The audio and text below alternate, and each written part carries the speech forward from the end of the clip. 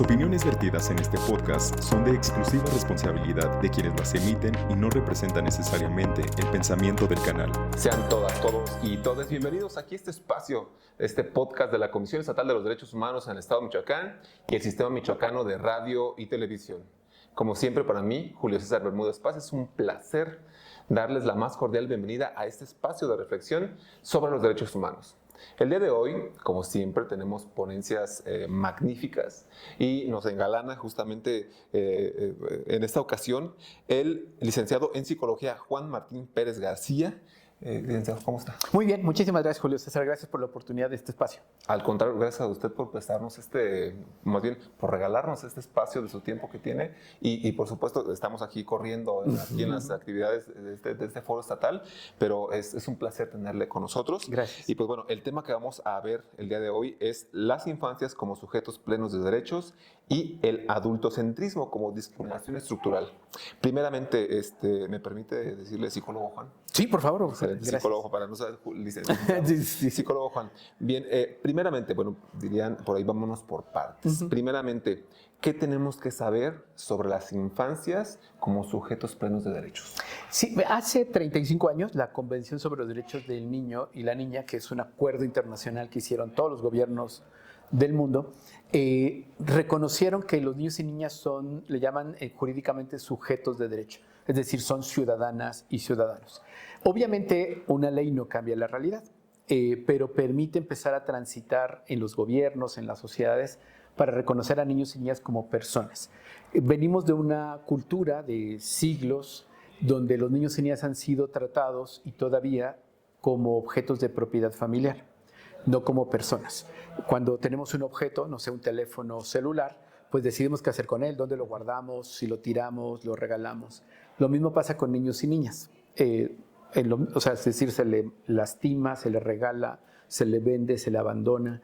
Y precisamente el reconocimiento de ser una persona con derechos implicaría protegerles frente a estas circunstancias, pero sobre todo que puedan participar. Entonces hay un cambio importante cuando hablamos de los derechos de niños y niñas como persona, como ciudadano, es que lo podemos escuchar o debe de participar en todo, que no debemos de darle un trato diferente por su edad, que todo lo que hagamos tenga un significado para su vida, un significado positivo para el desarrollo de su personalidad. Y así llegamos a la palabra o a la expresión que se escucha por ahí del interés superior de la niñez. La Constitución mexicana en 2011 estableció en el artículo 4 que todas las acciones del Estado mexicano, todas, tienen siempre que prever o priorizar el interés superior de niños y niñas. Excelente. Bueno, licenciado, aquí me surge una duda. Bueno, en algún momento he ido a algunos eventos, por ejemplo, donde el tema central son los niños, niñas, adolescentes o niños, niñas. Sí. Eventos donde pues se les premia o alguna cuestión así, pero me parece que hay una situación como muy curiosa, porque me pareciera que no les dejamos a ellos actuar como niños, sino pretendemos nosotros que ellos actúen como adultos. Entonces, ¿qué caso tiene hacer un evento de esta manera para niños si los estamos obligando a comportarse como adultos? Y para esto me surge esta duda. ¿Qué peligro, o más bien, qué papel juega el adultocentrismo justamente en las cuestiones relacionadas con los niños como sujetos plenos de derechos? Sí, precisamente, como lo comentas, Julio, el adultocentrismo como sistema cultural lo que busca es adaptar a nuestro formato lo que niños y niñas desarrollan. Entonces hay como algunos elementos básicos a recordar. Los niños y niñas están en desarrollo pleno, sí, su cerebro, su cuerpo, y necesitan moverse. La evidencia de neurociencia nos explica que los niños y niñas necesitan movimiento físico para aprender, para incorporar todo. Pero el mundo adulto no los quiere corriendo ni gritando. Y entonces tenemos letreros en todas las escuelas que originalmente eran para los sismos, pero que ya se han quedado como pautas de control en las escuelas, de no corro, no grito, no empujo. Y esto, reitero, esto es solamente para los desastres, pero no tendría que ser así. Entonces estamos forzando a adaptar lo que el mundo adulto considera apropiado, que va contra su propio desarrollo metabólico.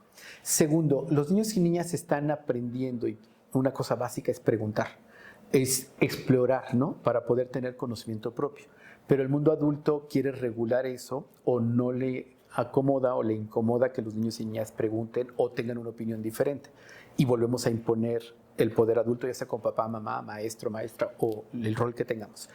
Y tercero, nosotros asumimos que solo por ser personas adultas sabemos más o que nuestro conocimiento es más sólido. Y nada más falso que recordar la pandemia. En la pandemia, quienes salvaron al sistema educativo y al teletrabajo fueron precisamente los niños y niñas y los adolescentes que sí tenían dominio del Internet y del mundo digital, y que el mundo adulto no. Y entonces, ¿a quién le pidieron ayuda para poder configurar las plataformas? ¿A quién le pedían ayuda para conectarse? Pues a los niños y niñas y adolescentes. Y el mundo adulto ingrato jamás lo reconoció. Entonces, un poco lo que pretendo explicar es que el adultocentrismo impone un poder ciego, y precisamente lo que tenemos que cambiar es ese adultismo, esas prácticas, para reconocernos que así como los hombres somos machistas, porque así nos construyeron y tenemos que dejar de serlo, y no es mágico, no es porque yo diga o me compre una camisa que diga ya no soy machista, no, es un tema de todos los días, igual con el adultocentrismo. Y eso pues nos lleva a escucharles, a tomar en cuenta su opinión, a hablar menos, a validar más las acciones y decisiones de todos los niños, niñas y adolescentes. Y eso nos llevaría a cambios en nuestra forma de relación. Por eso hago la analogía siempre con el tema del machismo. Cuando los hombres dejemos de ver a las mujeres como objetos sexuales, claro, la relación cambia. Mágicamente ya no les vemos como objetos sexuales, cambia la relación. Cuando dejemos de ver a los niños y niñas como objetos de mi propiedad, mi relación con ese niño o esa niña, aunque sea mi hijo o quien sea, va a cambiar. Y ahí es donde tenemos que hacer ese tránsito del paradigma, digamos, adultocéntrico a un paradigma de derechos humanos. Perfecto. Aquí también me surge otra duda, licenciado. Fíjese que, bueno, la Ley General de Protección de los Derechos de las Niñas, Niños y Adolescentes, en este caso a nivel federal y también estatal aquí en Michoacán, prevén la cuestión del derecho a la educación integral. Bien, haciendo una analogía justamente con lo que ha establecido la Suprema Corte de Justicia de la Nación con respecto a los derechos sexuales y reproductivos, que dice que también es parte integral de la educación, los derechos sexuales y reproductivos. Pero entonces aquí, ¿cómo yo como adulto, bien, como papá, como tío, como profesor, como, no sé, una persona que se preocupa por esta parte de la educación hacia los niños, niñas y adolescentes, cómo abordo estos temas de derechos sexuales y reproductivos? ¿Es importante desde pequeños? Súper, sí. Y yo creo que lo primerito que tenemos que reconocer es que México tiene un gran problema de educación sexual, que se traduce en que tengamos muchas víctimas de violencia sexual. 8 de cada 10 víctimas de violencia sexual ocurren en los contextos familiares, claro, y de protección, como una demostración de que no hay educación sexual. De tal manera que lo primerito que tenemos que hacer es insistir que el Estado mexicano tiene que garantizar ese derecho a través de políticas de educación sexual en todas las edades. Obviamente se hacen ajustes razonables según la edad. Por ejemplo, niños y niñas de primera infancia, solo no tienes que hablar de, digamos, de elementos sexuales que un adolescente te va a comprender o que ya está viviendo. Con niños y niñas hablas del cuerpo, de sus zonas privadas, del consentimiento, claro, de que no esté incómodo. Esas cosas se pueden trabajar con ellos y es educación sexual.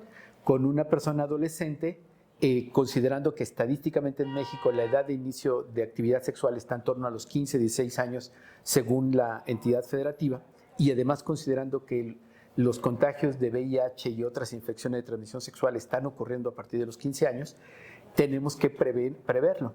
Por ejemplo, para poner este tema, estamos afortunadamente desde hace ya como 15 años vacunando a las niñas de virus de papiloma humano, y se hace antes de que tengan la primera relación sexual. Para garantizar que eso suceda, se está dando entre los 9 y los 11, 12 años. Si tenemos esa evidencia, que además demuestra proteger la vida de las mujeres de cáncer, de varios tipos de cáncer cérvico-intrauterino, tendríamos que exactamente lo mismo con adolescentes y empezar a hablar con niños y niñas ya de educación sexual específica de sus derechos sexuales y reproductivos desde ese rango de edad, porque buena parte de los embarazos no deseados en adolescentes, hombres y mujeres, se dan precisamente porque no querían tener hijos ni querían ser papá o mamá, querían disfrutar su cuerpo. Entonces nosotros tenemos que hacer este esfuerzo de reconocer su desarrollo metabólico, el rango de edad que tienen para adelantarnos desde la política pública, y como papás, mamás en las familias, pues si es algo que no dominamos, sería muy bueno para incluso nuestra propia vida sexual. Educarnos, aprender, nunca es tarde, pero en todo caso recurrir a espacios profesionales, que hay muchos. donde pueden tener, porque al final ellos y ellas van a tener información, la gran mayoría desinformación. Es una realidad en el mundo y es un problema de salud mental que la Organización Mundial de la Salud está alertando, particularmente con hombres, adolescentes y jóvenes, el consumo de pornografía, que genera daños en su salud mental, que genera prácticas de violencia, porque claramente la pornografía es como una película de acción, todo es falso. Okay. Y si niños y niñas no tienen educación sexual, van a suponer que eso es la vida sexual y que eso es el amor, ¿no? Entonces, por eso es tan importante educarles desde antes para proteger su salud mental, protegerles de, digamos, de infección de transmisión sexual, pero también proteger de que no vivan o no ejerzan violencia. Perfecto. Y también, licenciado, hay otra pregunta que me surge por aquí. En el estado de Michoacán hay un instrumento que se llama Guía Operativa para la Convivencia Escolar, donde establece, entre muchas otras cosas, la cuestión de la creación de los acuerdos y normas de convivencia para los espacios y entornos educativos.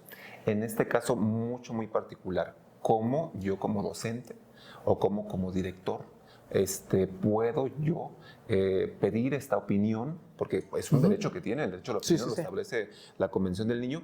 ¿Cómo puedo yo saber o comunicarme con ellos para yo agarrar ese conocimiento e incorporarlo a mis acuerdos y normas de convivencia? ¿Cómo lo sustraigo? Sí, hay muchas metodologías. O sea, yo creo que lo primero es el acto de voluntad de preguntar.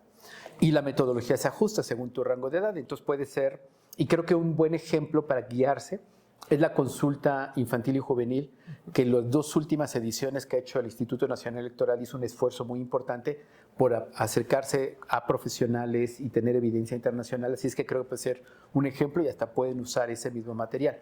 Ya hay una respuesta de millones de niños y niñas en las 2 últimas consultas que tienen muchas respuestas para lo que nosotros estamos buscando. Pero metodológicamente hay fichas que están disponibles en Internet para poder usar como ejemplo para las consultas. Y pueden ser dibujos, son rangos de edad pequeños, pueden ser cuestionarios amigables, pueden ser metodologías como debates o simulaciones de juicios o Naciones Unidas. O sea, hay varias metodologías que podrían a ellos incorporarles el reconocimiento de sus derechos, o sea, que tienen derechos, pero que uno de sus derechos es a participar. Yo suelo explicar que tiene que ver con los 5 dedos, para más rápido. Tienen derecho a información, tienen derecho a expresión, a obtener una opinión propia, que es distinta a la del mundo adulto, a la libertad de expresión, a no tener injerencias o respeto a su privacidad, incluso no participar es su derecho, y a organizarse. Entonces, este conjunto de derechos se dan para construir la ciudadanía participativa, y eso implica que cuando invitemos a participar a niños y niñas, pues tenemos que darles información de calidad, que ellos se puedan construir una opinión de lo que estamos queriendo trabajar, que puedan expresarse. Posiblemente van a decir no quiero o no estoy de acuerdo. Nada de eso tiene que ver con su calificación, con lo que tenga que ver con ellos en la escuela, y que se puedan organizar. Y puede ser que ellos decidan normas de convivencia que no son las que nosotros nos imaginamos, pegadas en la pared o en el pizarrón. No, a lo mejor tienen otras formas de establecer sus normas de convivencia. En realidad lo hacen todos los niños y niñas, lo hacemos cuando fuimos niños, cuando jugamos. Los juegos que no tienen reglas escritas, no hay un manual para jugar yo no sé ahorita cómo están los juegos infantiles, pero no hay manuales. Es una regla entre ellos y se van ajustando los juegos. Así es que posiblemente esos acuerdos no sean en nuestro formato adulto, pero van a funcionar. Perfecto. Otra pregunta también. Tenemos mucho este problema cuando vamos a las escuelas, muy particularmente primarias y secundarias, donde pedimos a los profesores, o no solo pedimos, sino que exponemos que es un derecho al libre desarrollo de la personalidad de los niños, niñas y adolescentes, el hecho de que puedan traer el cabello largo, que puedan traer los zapatos que ellos quieran o alguna cuestión que abarque su corporalidad, siempre y cuando no tengan una cuestión de injerencia muy importante para su vida, bien o su plan futuro de vida. Pero para todo esto se opone este argumento que ellos están procurando la formación. ¿Realmente el imponer este tipo de situaciones es formación o cómo podemos conseguirlo? No, claramente es prejuicio puro y duro. Porque, solamente hay que mirar otras escuelas. En México, escuelas privadas, no se piensa en Montessori, cualquier otra escuela de educación alternativa. que no necesitan uniforme, que la expresión corporal es solo una expresión de identidad y no pasa nada, no afecta su... Es decir, traer cabello largo o corto, traer falda, pantalón, no se asocia con tus resultados académicos. Claro. Al contrario, puede ser un tema que afecte cuando lo imponemos. Y creo que la educación, el sistema educativo en su conjunto, los maestros y maestras necesitan un profundo cambio cultural para incorporar los derechos de ellos y al mismo tiempo los derechos de niños y niñas y que puedan superar los prejuicios. Si no hacen ese cambio cultural, vamos a tener todos los argumentos del mundo como prejuicio. Ya de hecho en la Ciudad de México se tiene el uniforme neutro como una expresión, pero todavía hay resistencias al interior y hay, pues obviamente los roles de género están todavía marcados, ¿no? Pero creo que hay avances por ahí. Creo que lo otro que tenemos que recordar, y aquí la Comisión tiene un rol muy importante, es que con los instrumentos que tiene, desde promoción, diálogos institucionales hasta las recomendaciones, se puede ayudar a ese cambio cultural. Dependiendo de lo que se necesite, a veces es desde capacitación a las y los maestros o a los directivos o inspectores de zona, que ellos a su vez ayudarían a hacer este proceso, hasta las recomendaciones como un instrumento un poco, digamos, no jurisdiccional, pero también de presión moral para decir, mira, creo que valdría el caso que lo hicieras diferente. Eso ya es una definición más o menos dependiendo del caso y las competencias, pero sí hay muchas formas de animar a que eso se dé. Y creo que hay algo que muchos gobiernos pueden estar interesados es ser innovadores, como lo hizo en su momento la Ciudad de México, de mutuo propio, porque ahí no hubo presión, incidencia de propiamente nadie, sino de mutuo propio decidieron promulgar una ley de uniforme neutro. Y eso fue muy bueno. Y la Ciudad de México se proyecta. Ojalá Michoacán pueda también hacer cosas que sean innovadoras y un ejemplo para otros estados. Excelente. Una última pregunta, psicólogo. Hablemos justamente del libre desarrollo de la personalidad. ¿Comienza en algún momento? ¿Hay alguna edad para poderlo ejercer? ¿Es desde siempre? Me queda claro que nos acompaña, digamos, hasta que morimos, ¿no? Pero ¿cuándo empieza? Porque este es un problema luego que tiene mucho el personal educativo que dice, no, es que yo les impongo hasta dónde. O sea, empieza a partir de los 18 años, puedes vestirte como tú quieras, o los padres de familia, ¿no? Pero cuando la Suprema Corte de Justicia ya ha establecido que no, o sea, que efectivamente esta situación, es decir, aunque sean sus padres, no pueden negarles el derecho a la educación integral, ¿no? Pero regresando a la cuestión del libre desarrollo de la personalidad, ¿cuándo comienza? Sí, mira, yo creo que comienza desde que nacemos y termina cuando morimos. Y yo le invito al público a que piense. Lo que ahora le gusta, sus preferencias musicales, gastronómicas, deportivas, no son seguramente las que tenía hace 20 años. Claro. Y por supuesto que no son las que tenía en su infancia. Eso significa que sigue siendo la misma persona, pero con una personalidad distinta. Entonces nosotros tenemos a lo largo de nuestra vida distintas personalidades, configuraciones. Si lo vemos en una analogía caricaturesca de un teléfono, no solamente cambiamos de teléfono, sino también de sistema operativo. Entonces, nuestro sistema operativo de hoy, con derechos humanos, no es el sistema operativo de hace 35 años que no había derechos humanos.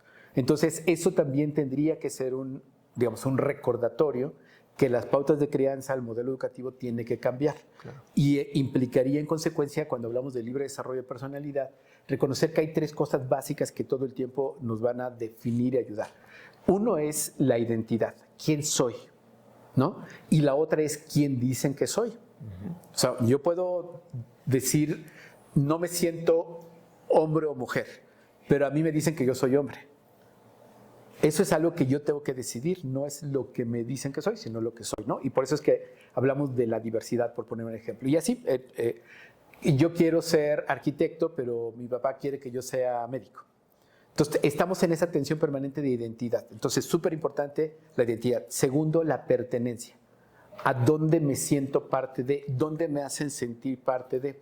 Cuando en la escuela me expulsan porque tengo una discapacidad, por el color de piel, porque no puedo comprar los tenis de marca, claro, entonces no soy parte de ahí. Y si una pandilla o el crimen me da pertenencia, voy a preferir ese lugar, porque estamos buscando todas y todos pertenencia.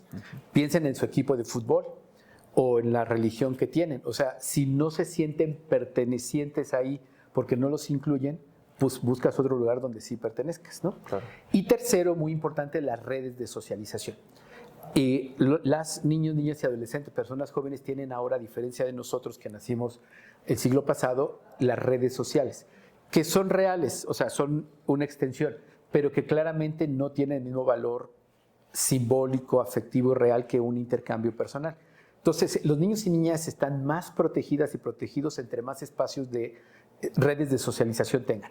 La escuela, la familia extensa, el espacio deportivo, religioso si quieren, los Boy Scouts, el trabajo voluntario, la manifestación de protesta por defensa de los animales, lo que quieran. Entre más espacio, van a desarrollar más habilidades sociales, van a desarrollar mucha más criterio de personas con las cuales interactuar, incluso personas difíciles, van a tener más voces y manos a quien pedir ayuda si se sienten amenazados o amenazadas. Entonces, esta identidad la van a ir resignificando a partir de estas redes de socialización positivas, idealmente, de este sentido de pertenencia que les ayudemos, y al mismo tiempo su identidad o su personalidad se va a ir transformando con el tiempo.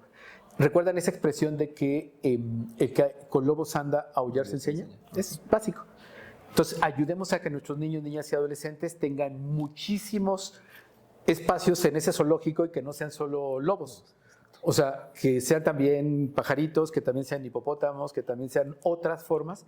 Y eso implica por no pensar que solamente hay una forma de ser hombre o solamente una forma de mujer. Hay muchas formas y eso les va a ayudar a ser mejores personas. Excelente. Psicólogo, siempre se nos acaba el tiempo muy rápido. Quedan muchas dudas en el aire. Sin embargo, los temas que nos acaba de exponer son súper interesantes y de suma importancia para todas las personas, no solamente para los docentes. Le agradecemos mucho su atención, le agradecemos mucho este tiempo que nos regala y esperamos tenerlo nuevamente por aquí en la Comisión Estatal de Derechos. Va a ser un honor. Y gracias, Julio, por el espacio. Mucho. Gracias. Sí. Y pues bueno, a todas, todos y todos ustedes les agradecemos el hecho de estar aquí y por tomarse este tiempecito para hablar de derechos humanos. Y recuerda que CDH contigo.